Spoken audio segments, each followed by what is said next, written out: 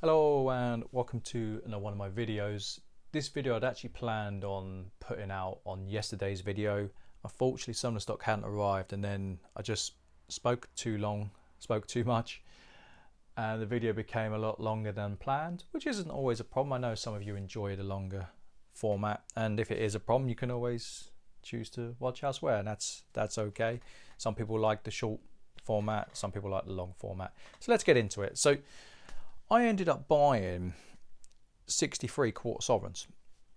I thought they're an absolute steal. I don't often buy on the groups. I tend to leave that to other people. If someone wants to have a deal on the groups, they occasionally come up. And another dealer put these up and he priced them at 159 a coin. And I looked at him and thought, they're worth 175 quid. They're not 159. So I said to him, I was like, can you just do it for 10k? Can you do 63 for 10k, and can you wait 10 to 14 days payment? He went, yeah, that's fine. So I thought, yeah, all right, I'll take them. So I currently go out on these, but it's more me sequencing my payments out, my cash flow, rather than I don't have the money for it. So I know there'll be people like, oh, you need money and I'll offer you fast money. It's like, I just don't need it, to be frank. I've got enough to cover what I have. I just need to sequence what's coming in. Now, you could be asking, why have you bought so many?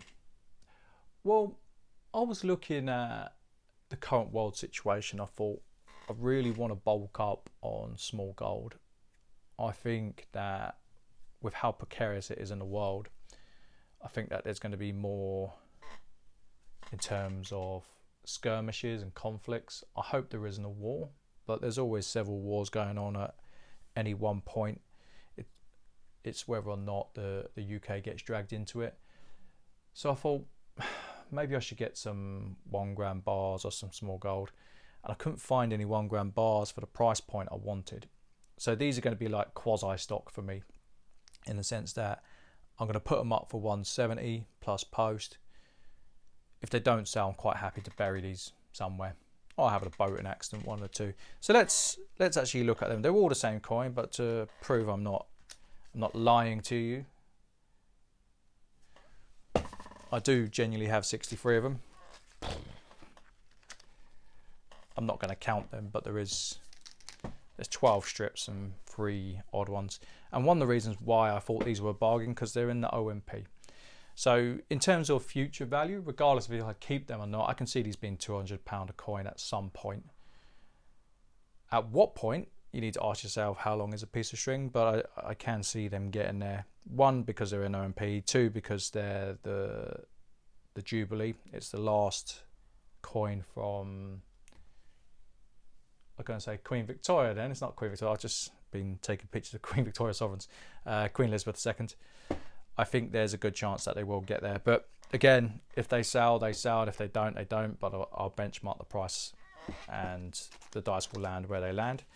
Now, I also want to go through some bits I got in the auction that I couldn't show you yesterday. I haven't had time to sell it. Bear in mind, yesterday, I started my day at 9 o'clock in the morning and I finished it at midnight, give or take. I then played a couple of hours on my phone because I'm an idiot. Yeah, I ended up selling about £13,000 worth of stock yesterday, with commitments for another 3 to 4. Busy day. It's the nature of the beast, unfortunately. So yeah, I bought this. I'm going to quickly get up the spreadsheet and I'll tell you if I think I've done good or not. By spreadsheet, I mean the invoice.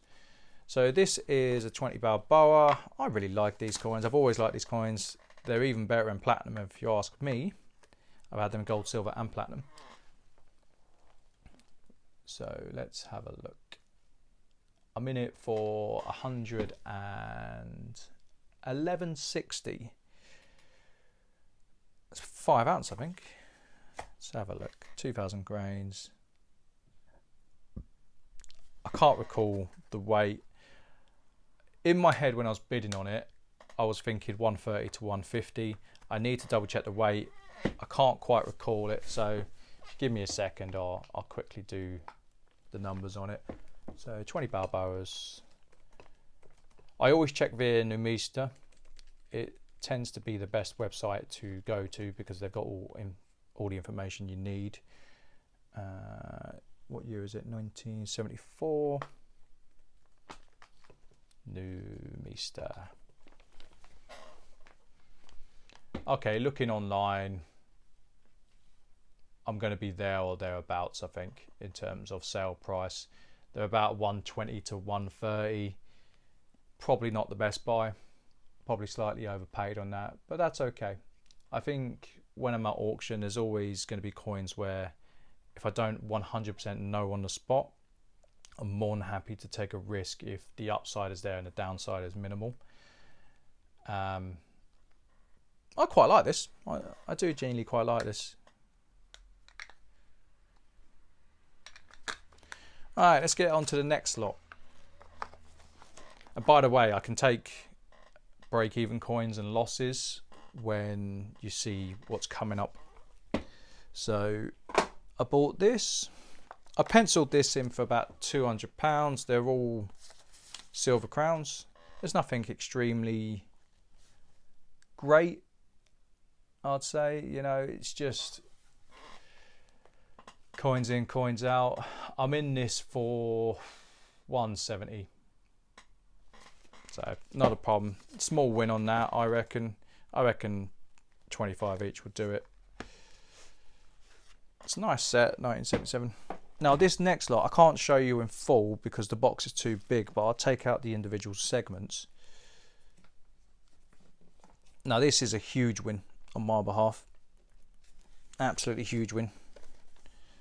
So the first segment has got, I've ended up with two 2000 Maundy sets. I think these are worth about 200, but it doesn't matter if I'm wrong on this, and I'll show you why. So bear in mind I'm in this for, if I can find it, £198.40. I've got the Maundy set, which I think is worth that anyway. I've got one. Okay, you can't see it because the camera. I'll show you. 1, 2. This one is Cooper Nickel. It's got 2 silver crowns there.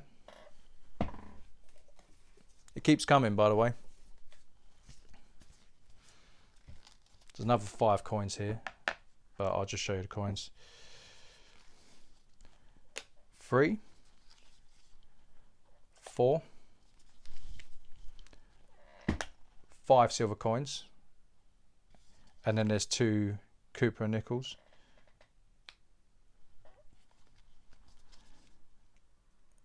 It carries on. For some reason, someone's, I don't know why they've done that. Doesn't matter. So there's 5. I put 25 quid a pop on these, by the way. That might be worth a little more. Don't see that. I didn't know what this was when I was bidding on it. I just took a chance on that. And there's one more section. Ah, this one's actually in the bottom of the box. Okay. So I'll take out the coins here. So we've got the Maundy and 5 silver coins. 1, 2, 3, 4, 5. 10 silver coins and the Maundy. Now I actually think with a bit of luck the set's worth 450 quid. Now I probably won't get that. Anyone who watches my videos knows that I'll often make a trade. Even if I get 375 out of the set, I'm in it for 198.40. That is an absolutely fantastic trade on my behalf. Got lucky. I wasn't expecting it to be like that. I took a risk, a bit like I took a risk on the Balboa. The Balboa didn't work out.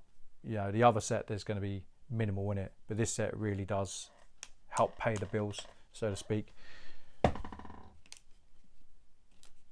right, let's put those back in. I also bought a load of just random job lots, and when I say I've lucked out on that, it's really strange because it's not something I'd really considered before.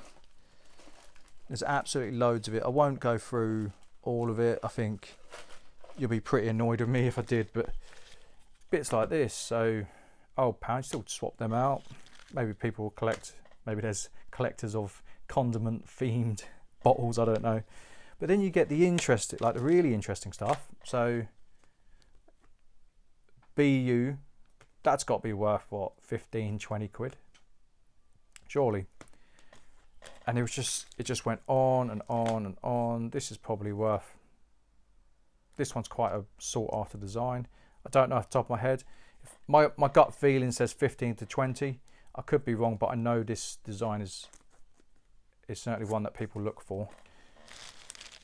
And then it just kept going on and on and on. So I end up pooling the lots together, like I did with the Sheffield auction. I've got 2 of these, by the way. And when I broke it down, between the silver that come out of it, so 2 of those, 2 of these, again, these are worth money. These are worth good money. BU. There are collectors of these types of coins. Between the silver and the UK currency coins, there's another, there's a £5 here.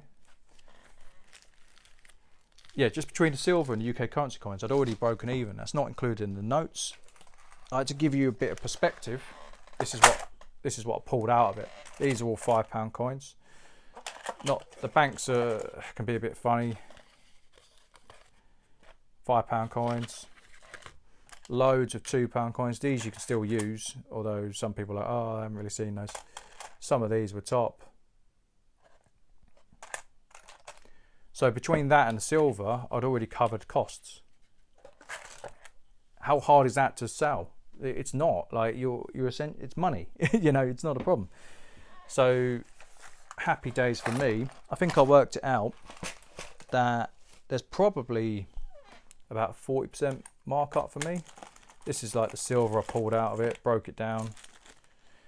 And more importantly, for me anyway, let's forget about the monetary aspect of it. That's important for some people, but I just genuinely enjoyed going through it. Like, I felt like a kid at Christmas when I found this. I was like, oh, I ain't seen one of those for years. This is a Spanish 5 peseta. Very rare you see the silver ones these days. And then it had the 0.5. And then there was odd bits like this. So it's certainly worth, or in my mind, I think I'll be trying these job lot type deals more in the future, because 1, it moves postage, 2, I'm enjoying it, and 3, the margins, like 8x what I make on gold and 4x what I make on silver as a whole. I can't complain on that. For something that I genuinely have enjoyed, I think that's a win-win all round, and it provides some interesting content as well. So tell me what you think. Would you want to see more of this stuff? Some will, some won't. I hope you've enjoyed the video. I hope I just haven't rambled on for 13, 14 minutes. You know what I'm like. But anyway, all the best. Bye.